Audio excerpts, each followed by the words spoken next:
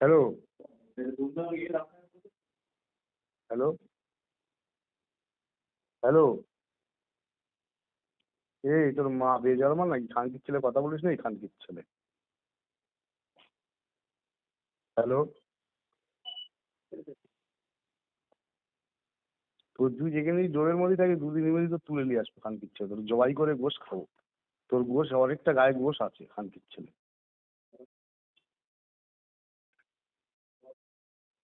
Hello, আরে বলো না, আরে শুনছি সব আমি। তোর গোশ খাবো খানকির ছেলে। তুই এমএলএ নামে বলিস কি রে খানকির ছেলে? তাহলে আইএসএম সুবিধে করে হচ্ছে সব তৃণমূলী শালা ঢুকিলু বলে তুমি শালা নাম দিচ্ছ। রাখবি সেখান থেকে তুলে নিয়ে আসবো। খানকির ছেলে তৃণমূলী দলের একটা শৃঙ্খলাবদ্ধ আছে। যে যখন দলের দায়িত্বে থাকে তার সাথে চলতি হয়।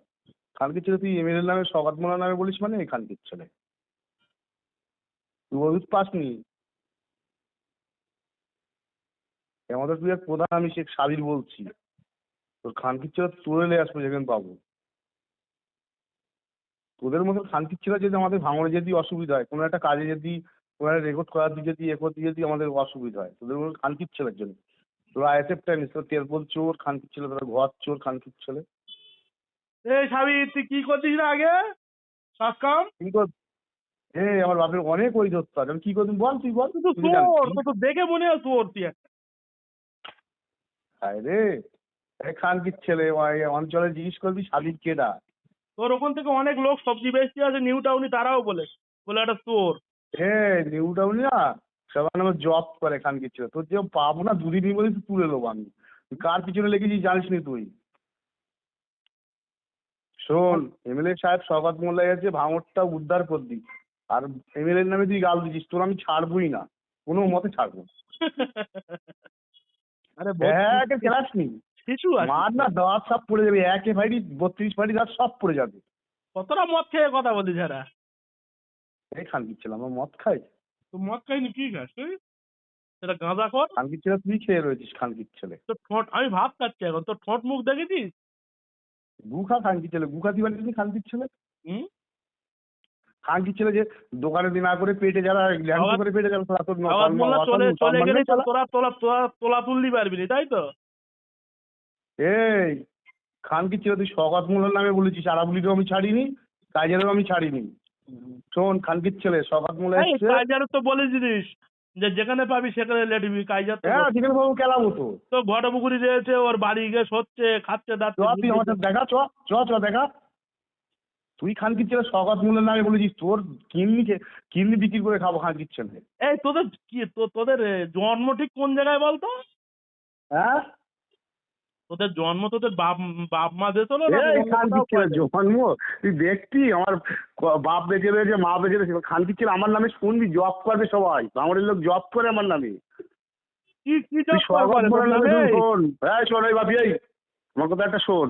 শওকত মোল্লা এসছে শুধু জেদে ভাঙড় উদ্ধার করি, শওকত মোল্লার অভাব নেই।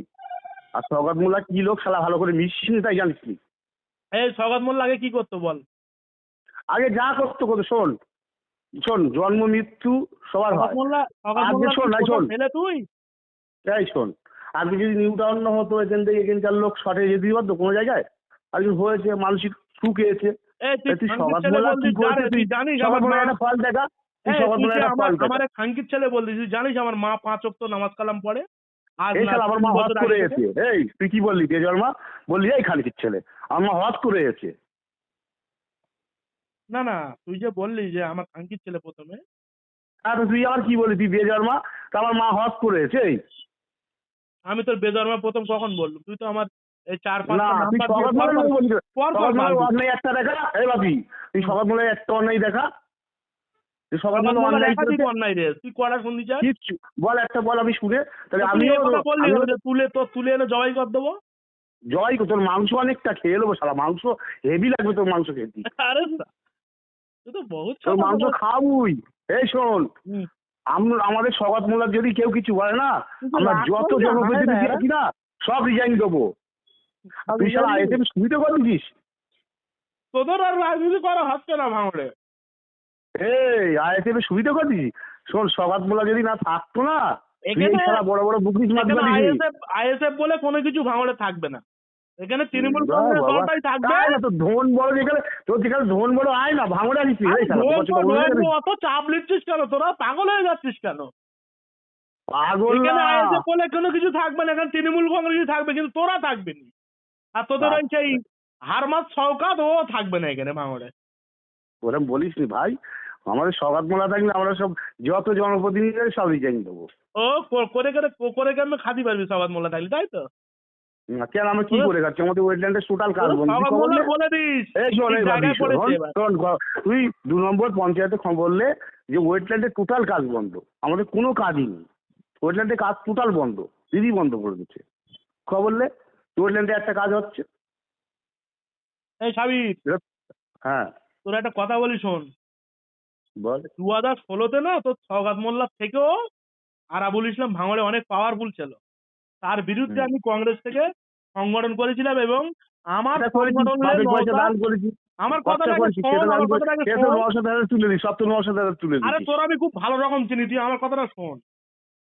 তোর নওশাদ আমার হাত ধরে এমএলএ, তোদের সওগাত মোল্লা জিজ্ঞাসা করবি যে এরকম বাপি তো বারবার বলছে ভাঙড়ে তুমি কোনো দায়িত্বে নেই। ওর বলবি দিদি যে ওপর নেতৃত্ব এনে, টোটাল নেতৃত্ব এনে একটা মিটিং ভাঙড়ে করে দেখাচ্ছি। তাহলে আমার শোন, আজ থেকে যত এসআইএল এর বাদ যাচ্ছে তাহলে সগাত মোল্লার কাছে আসছিস কেন?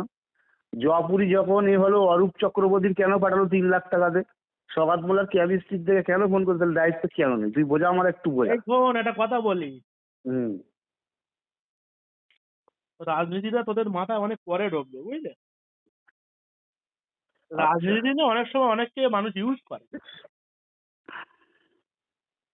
শোন, আমি একটা তোর একটা তোরা যে কথা বলি, এখন আমার তোর উপরে কোনো রাগ নেই। গালাগালি দিচ্ছিস, কোনো রাগ নেই, তুই যে কথা বলছিস, হুজুরির নামে বলেছি, এটা ভালো লেগেছে, আরাবুলির নামে বলি, কাইজারের নামে বলি, বলে সগাত মোল্লার একটা অন্যায় তুই দেখা আমার, তখন আমি তুই বলবি যে ভাই তুই ভুল করছিস। সওগাত মোল্লার এই প্রতিবাদটা করলি নি? কোনটা বল, আর প্রতিবাদ করবো? আমি প্রতিবাদী ছেলে, যে আমাদের জানিস তো যে আমি প্রতিবাদ করা ছেলে, আমি ওসব ভাবি। যে অদূত মোল্লা বাপির যে মেশিনের বাড়ি বুঝি মারলে। ভাবি তোর ভুল হচ্ছে। এটা শোন, যখন দলটা আমরা করে দিয়েছি, তৃণমূলটা আমাদের জিততে হবে, না অদিতির বাদ দিতে পারবো, না রাজুর বাদ দিতে পারবো, না বাবির বাদ দিতে পারবো। তুই সগাত মোল্লার কাছে গিয়েছিলি যে এমএলএ সাহেব আমরা এই করেছি, এই করেছি? কেউ না না শোন, তুই যাসনি তখন, তার আগে যখন মাদ্রাসায় ঝামেলা হয় তুই এমএলএ কাছে গিয়ে বলতে পারিস, এমএলএ তো ভালোবাসতো, অনেকটা ভালোবাসতো, এখন বলে তখন গিয়ে বলতে পারবি। এবং সব জেনে বুঝে সবার চলতে হবে ভাই, হুম। দলটা জিততে গেলে সবার চলতে হবে। দেখ সাবির একটা কথা বলি তোর ওখানকার অনেক ছেলেরা জেসিবি চালায়, তোর ওই ব্যাওতা টু কুলবেড়ের ছেলেরা অনেকেই তোর নামে অনেক কথা বলেছে এবং অনেকেই আমার সাথে যোগাযোগ রেখেছে তোর ওই গ্রাম থেকে। তারা আমার ছবি ভিডিও সব লাইক কমেন্ট শেয়ার সব করে, কিন্তু তুই যেটা করছিস, তুই যে আচমকা ফোন করিস আমার গালাগালি দিয়েছিস, এখন কি ধরনের ভালো করে কথা বলছিস আমার সাথে? না, সব থেকে আমার রাগ হয় সগাত মোল্লার নামে কেউ বাইরে। শোন, আমার মা মেরে গালাগালি করলি, তুই আমার মা, তুই আমার মা হওয়ার করে সওগাত মোল্লাকে বলতে পারতিস যে না। শোন, আমি দুটো কথা জানি, বাপি এসে দলের খুব না বাপি এসে দলের খুব ভালো হয়েছিল, পরপর মিটিং এ অনেক লোকজন অ্যাটেন্ড করছিল, তাহলে তার বিপদে কেন তুমি পাশে দাঁড়াওনি? কেন সেই অদূত করতে গেলে ঝামেলা করছিস সগাত মোল্লার কাছে গেছিলি? তুই তো সগাত মোল্লার বিরোধী বললি। আমি সব জায়গায় গেছিলাম ওই ঝামেলা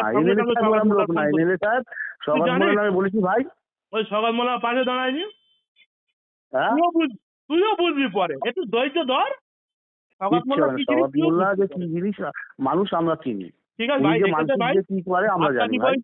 পরে ফিরিয়ে তোর নাম্বার এটা কি? হ্যাঁ ঠিক আছে, পরে ফোন করবি সন্ধ্যেবেলা।